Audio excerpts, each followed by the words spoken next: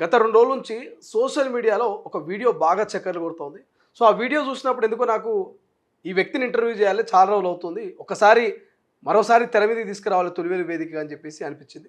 So, ఆ వ్యక్తి ఎవరో కాదు, మాజీ మంత్రి, అదేవిధంగా మాదిగ మహాశక్తి వ్యవస్థాపక నేత, కాంగ్రెస్ పార్టీ సీనియర్ నేత మోత్కుపల్లి నరసింహులు గారు. రైట్, ఒకసారి మీకు ఆ వీడియో చూపిస్తా. ఆ తర్వాత మోత్కుపల్లి నరసింహులు గారితో మనం మాట్లాడే ప్రయత్నం చేద్దాం. బంగ్లా వదిలిపెట్టాను నీ అయ్యా జాగిరా. ఈ బట్టి విక్రమార్క ఏం వ్యక్తున్నాడు? రాష్ట్రమంతా కోడైకి వస్తుంది. బట్టి విక్రమార్క లంచగొండి, దళిత జాతి దగ్గరికి రాని అనేటువంటి ద్రోహి, దళిత ద్రోహి ఎవరన్నా ఉంటే బట్టి విక్రమార్క, అదే విధంగా వివేక్ వెంకటస్వామి. రైట్. సో ఈ వీడియోలో లంచగొండి, దళితులను దగ్గరికి రాని అనే వ్యక్తి, మీ అయ్య జాగిరా, ఆ బంగ్లా నుంచి బయటికి రా అంటూ ఇక ఉప ముఖ్యమంత్రి బట్టి విక్రమార్కను టార్గెట్ చేస్తూ మోత్కుపల్లి చేసిన వ్యాఖ్యలు సోషల్ మీడియాలో వైరల్గా మారుతున్నటువంటి పరిస్థితి. రైట్, నౌ డిస్కస్ చేద్దాం. ప్రస్తుతం మనతో పాటు మాజీ మంత్రి మోత్కుపల్లి నరసింహ గారు. సార్ నమస్తే. సో మీరు చేసినటువంటి ఈ వ్యాఖ్యలు చాలా జనాల్లోకి దూసుకెళ్తా ఉన్నాయి, చాలా కామెంట్స్ వస్తూ ఉన్నాయి, చాలామంది షేర్ చేస్తూ ఉన్నారు, కొంతమంది విమర్శిస్తున్నారు, కొంతమంది ప్రశంసిస్తున్నారు. సో ఎందుకు మోత్కుపల్లి బట్టి విక్రమార్కను టార్గెట్ చేస్తూ ఈ వ్యాఖ్యలు చేయాల్సి వచ్చింది? మనం పుట్టింది దళితులం. అంబేద్కర్ ఇచ్చిన రిజర్వేషను ఎందుకు ఇచ్చాడు ఆయన?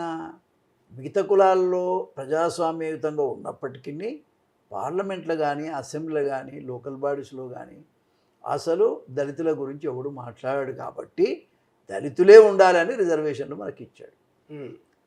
మరి దళిత వర్గానికి సేవ చేయాల్సినటువంటి మంత్రులు మరి డబ్బుల కోసం ఎగబడి అవినీతి చేసి అన్యాయంగా పేద ప్రజల సొమ్ములు లాగేసుకునేటువంటి ప్రయత్నంలో ఉంటే ఏ విధంగా న్యాయం అయితే? అంబేద్కర్ ఆశయాలు ఎట్లా మనం సాధించినట్టు? మనం పెత్తందారుల మీద మాట్లాడుతున్నాం.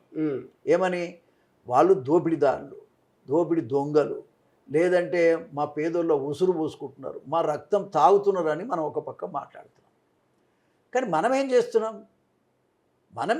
నీతి ఉండక్కర్లేదా? నిజాయితీ ఉండక్కర్లేదా? మరి పారదర్శకంగా ఉండక్కర్లేదా? ట్రాన్స్పరెంట్గా ఉండక్కర్లేదా? ఏంది అసలు మంత్రి అంటే ఏంటి?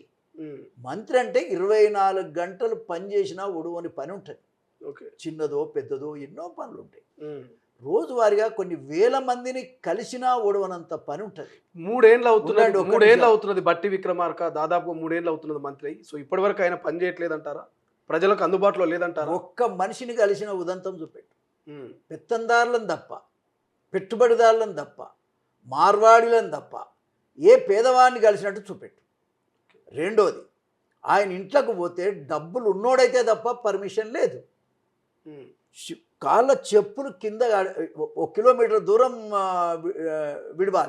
విడిచిపోవాలి ఆయన దగ్గరికి. సెల్ ఫోన్ దగ్గర ఉండొద్దు. ఆయన అపాయింట్మెంట్ ఇచ్చినప్పుడే పోవాలంటే అపాయింట్మెంట్ ఇచ్చినప్పుడే పోయేంత పరిస్థితి ఏ రకంగా న్యాయం దళితుల పట్ల? చెప్పండి. నిజాన్ని నిర్భయంగా మోత్కుపల్లి చెప్తా ఉన్నారా? బట్టగాల్చి బదనాం చేస్తున్నారా బట్టి విక్రమార్క? దళితులు అంటే ఏంది సార్? గంజి గట్టకలేనోళ్ళు, రకరకాల సమస్యల మీద వస్తారు. మీరు ఏ సమస్యనైనా విని చేయగలిగింది చేయండి, చేయలేకపోతే చేయలేకపోండి. అసలు నువ్వు వినుడే లేదు, ఎవరితో మాట్లాడిందే లేదు. ఇంటికాడ ఇట్లా అంటే మన సెక్రటరియట్లా ఆయన పేషిలో ఎవరికి కూడా ఆడి దిక్కుపోయేటువంటి అవకాశం లేదు. ఆయన వచ్చినప్పుడే పోవాలి. ఏమండి, ఆ వచ్చినప్పుడు కూడా ఎవరిని రానియడు. ఏమండి, సీఎం దగ్గరికి పోయేందుకన్నా కొంత సులువైన మార్గం ఉందేమో కానీ బట్టి దగ్గరికి ఎవరం పోలేకపోతున్నాం అనేది ఇది నా మాట కాదు, ప్రజల మాట. కానీ పేదోడి మాట వినండి, పేదోడి మాట, ఈ రాష్ట్రంలో ఉన్న అందరి మాట. ఇంత పెత్తందారి విధానం అవసరమా బట్టికి అనేటువంటిది ఇవాళ అందరు అడుగుతున్నటువంటి ప్రశ్న. దానికి అతను సమాధానం సిగ్గు లేదు అతనికి. మేడల్లో ఉంటావా పిచ్చోడా అని మాట అతనికి కూడా చెప్పిన. పర్సనల్గా ఫోన్ చేసి మాట్లాడి, ఫోన్ లేదు కాదు, పర్సనల్గా అంటే కలిసి మాట్లాడారు అసెంబ్లీలో. ఇదే పొన్నం ప్రభాకర్ అడగండి, అవసరమా ఆ బంగ్లాలో నువ్వు ఉండటం? ఎందుకు ఎవరో కుట్రతోని గిట్ల నీకు ఇప్పించారా? ఎందుకు నువ్వు అందులో ఉన్నావు? ఎందుకు దళిత నాయకులు బంగ్లాలో ఉంటే? బంగ్లాలో ఉండదు, గుడిసెలు ఉండాలయా? ఎందుకు ఉండాలి బంగ్లాలో? ఏ బంగ్లాలు ఉంటున్నావు? కేసీఆర్ ఏ బంగ్లాలు ఉంటున్నావా? పెత్తందారులు వాళ్ళు, మనం పేదోళ్ళం. సాధారణంగా అందరు మంత్రులు ఉన్నట్టు నువ్వు ఉండాలి, అందరు మంత్రులు ఉన్నట్టు నువ్వు ఉండాలి. అంత పెద్ద గడిలల్లో ఉండాల్సినంత అవసరం ఏముంది? అద్దాల మెడలు ఉండాల్సిన అవసరం ఏముంది? బుల్లెట్ ప్రూఫ్ అద్దాలు పెడితే అందులోకి వెళ్ళి నువ్వు దొడ్డికి పోతే కూడా ఎవడు కొడతాడా నిన్ను? అంత అంత అంత ఏముంది ఈ మునగానికి? ఏం పెద్ద అవసరం నీకు? కామన్ మ్యాన్ లాగా ఉండాలి.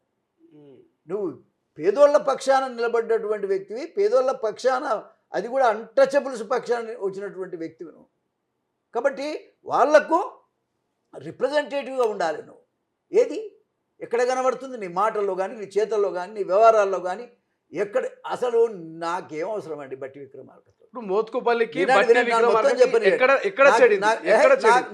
నాకు చెడేది లేదు, ఇది వ్యక్తిగత విమర్శన, నాకు రాజకీయ మంచి విమర్శన మంచి ఎట్లా? లేదు, చెడు లేదు. అబ్బా నాకేం అవసరమే ఆయనతోటి? కానీ జాతికి జరుగుతున్నటువంటి అన్యాయం, అనేక సమస్యలు ఉన్నాయి. ఏ ఒక్క సమస్య మీద కూడా గవర్నమెంట్కి చెప్పి అది అయ్యేటట్టు కొట్లాడిందో మాట్లాడిందో ఎక్కడ చూడమైనది? అర్థం కాదు. నువ్వు పిలిచి మాట్లాడొచ్చు కదా. ఇప్పుడు అసైన్ భూములు ఉన్నాయి, ఓకే, కొన్ని వందల ఎకరాల భూములు, కొన్ని వేల ఎకరాల భూములు ప్రభుత్వం లాగేసుకుంటుంది. గత ప్రభుత్వం కొన్ని లాగేసుకున్నది, వీళ్ళు కొన్ని లాగేసుకుంటున్నారు. ఇది న్యాయమా అన్యాయమా అని గొంతెత్తి ప్రతి వాళ్ళు ఏడుస్తున్నారు. దళితులు, పేద ప్రజలు. మోత్కుపల్లి వాళ్ళ పక్షాన ఒక రివ్యూ చేసి ఈ అసైన్ భూములు పంచినవన్నీ, ఇప్పుడు ఉన్నాయన్నీ, గవర్నమెంట్కు లాగేసుకున్నదన్నీ, ఒకవేళ లాగేసుకున్నా కూడా కనీసం వాళ్ళకి ఇవ్వాల్సిన కంపెన్సేషన్ అయినా ఇచ్చిండ్రా? ఉదాహరణ చెప్తా. ఇక్కడ బండరావుల పాలెం ఏందా అది ఊరు? బండరావులపల్లి, బండరావిరాల ఆ విలేజ్ పోయినా నేను మొన్న ఒక 15 రోజుల కింద. ఓకే, పోతే 135 ఎకరాల భూమి. ఆనాడు అంతా గుట్టలు, చెట్లు, పెద్ద పెద్ద పుట్టలు ఉన్నాయి కాబట్టి దళితులకు ఇచ్చారు. అది పనికి మాలిన భూమి. 50 ఏళ్ళ నుంచి వాళ్ళు కబ్జాలో ఉన్నారు. వాళ్ళను పక్కకు జరిపి ఎవరికి ఇచ్చారు? ఇలా పనికొచ్చేటప్పటికి, పనికి రాందని ఇచ్చారు. ఇప్పుడు పనికొచ్చే టైంకి వచ్చేటప్పటికి వాళ్ళని పక్కకు దోసి ఇవాళ పెద్ద పెద్ద కాంట్రాక్టర్లకు ఇచ్చి ఇవాళ వందల వేల కోట్ల రూపాయలు దండుకుంటున్నారు. ఇది న్యాయమా? వాళ్ళకే ఇండస్ట్రియల్ డిపార్ట్మెంట్ నుంచి పర్మిషన్ ఇచ్చి వాళ్ళనే చేసుకోమంటే వాళ్ళు కూడా లక్షాధికారులు అయ్యే వాళ్ళే కదా దళితుల్లో కొంతమంది. కానీ 10 కోట్ల రూపాయలు కంపెన్సేషన్ కింద అలాట్ చేశారు, జీవో ఇచ్చారు. ఓ 10-20 సార్లు బట్టి విక్రమార్కను కలిశారు, ఎమ్మెల్యేలు కలిశారు. ఎవరు? మన రంగారెడ్డి ఎమ్మెల్యేకి నేను ఫోన్ చేసి మాట్లాడితే అసలు పట్టించుకుంటలేడా బట్టి విక్రమార్క అంటాడు. ఇటువంటి సమస్యను పట్టించుకోకపోతే మరి ఎవరి సమస్య పట్టించుకుంటావు నువ్వు? పాపం వాళ్ళకు నోరు లేదు, చెప్పుకుంటేందుకు నువ్వు సమయం ఇవ్వవు. మరి ఎక్కడ పోవాలి వాళ్ళు? నువ్వు డిప్యూటీ సీఎం అనేది ఎందుకైనా పీకనికైనవా? దేనికోసమైనా? బాధ్యత ఉన్నోడే కావాలా పదవి ఎక్కాలంటే? తప్పులేదు, పదవి తీసుకోవడంలో తప్పులేదు. కానీ నిర్వహించే విధానం ఎట్లుంది ఇది? దాన్ని ఉపయోగించుకొని నీ సొంత ఆస్తులు సంపాదించుకుంటున్నావు. ఇప్పటికీ వేల కోట్ల రూపాయలు సంపాదించుకున్నావు అనేటువంటిది పబ్లిక్ యొక్క ఆలోచన. వాళ్ళు చెప్తున్నారు. ఏం లాభం అది? అవసరమా? మనము చెడ్డ మాటలు పడాల్సినంత అవసరం ఉందా? ఇతరుల చేత క్రిటిసిజానికి గురి కావాల్సిన అవసరం బట్టి విక్రమార్కకు ఉందా? అంటే దుకాణం ఓపెన్ చేసిండని ప్రతి ఒక్కరు చెప్పటం.